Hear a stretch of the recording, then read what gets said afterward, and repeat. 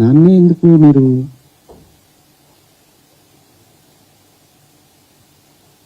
ఎందుకు నేనేం చేశాను? అమరావతి రైతులు ఆడవాళ్ల మీద బూటుకాలేసి తొక్కినప్పుడు నేను మాట్లాడా, నేను నిలబడ్డా, ఎన్నో సందర్భాల్లో నిలబడ్డా. జంజీ కోసం ఫైట్ చేశాను నేను.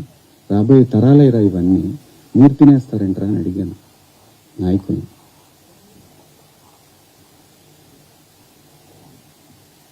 మీరందరూ కూడా మన పేపర్లో కానీ లేదని కానీ ఎప్పుడైనా సరే ఒక మిస్ వార్త ఏదన్నా గబుక్కన మనం టీవీలో ప్రజెంట్ చేసినా కూడా సవరణ అని ఒకటి ఇస్తారు. మీరు మనుషులు, మనం సమర్థించుకోవట్లా, పొరపాటు జరిగింది అని చెప్తున్నాను. దానికి మీరందరికన్నా కూడా ఎంత ఇది ఉందో కానీ నేను ఎప్పటికి సెట్ అవుతాను నాకు తెలియదు.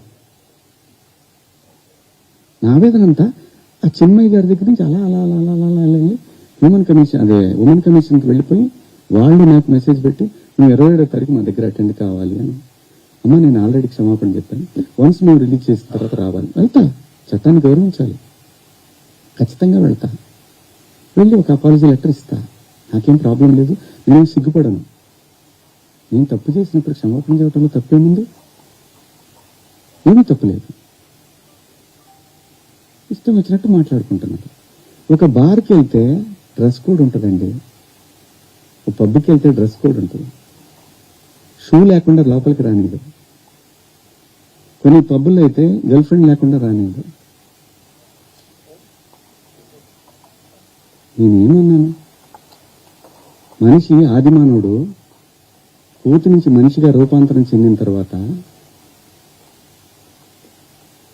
ఇంగితం ఎక్కడ స్టార్ట్ అయిందంటే ఈ శరీర భాగాలు కనపడటం కరెక్ట్ కాదే,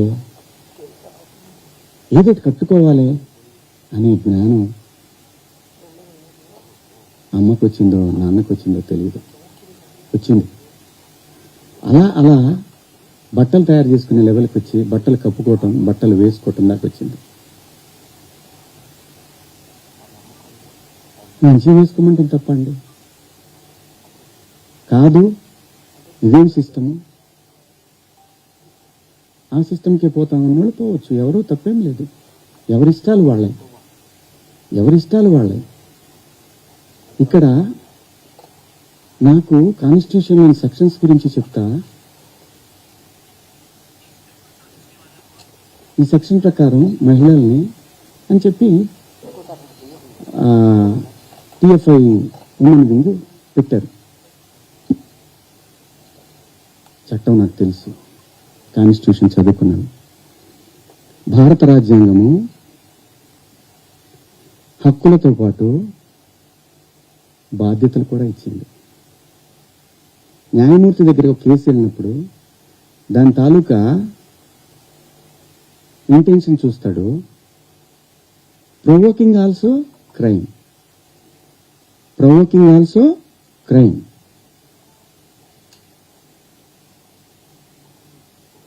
చాలా మంది పెద్దవాళ్ళు మన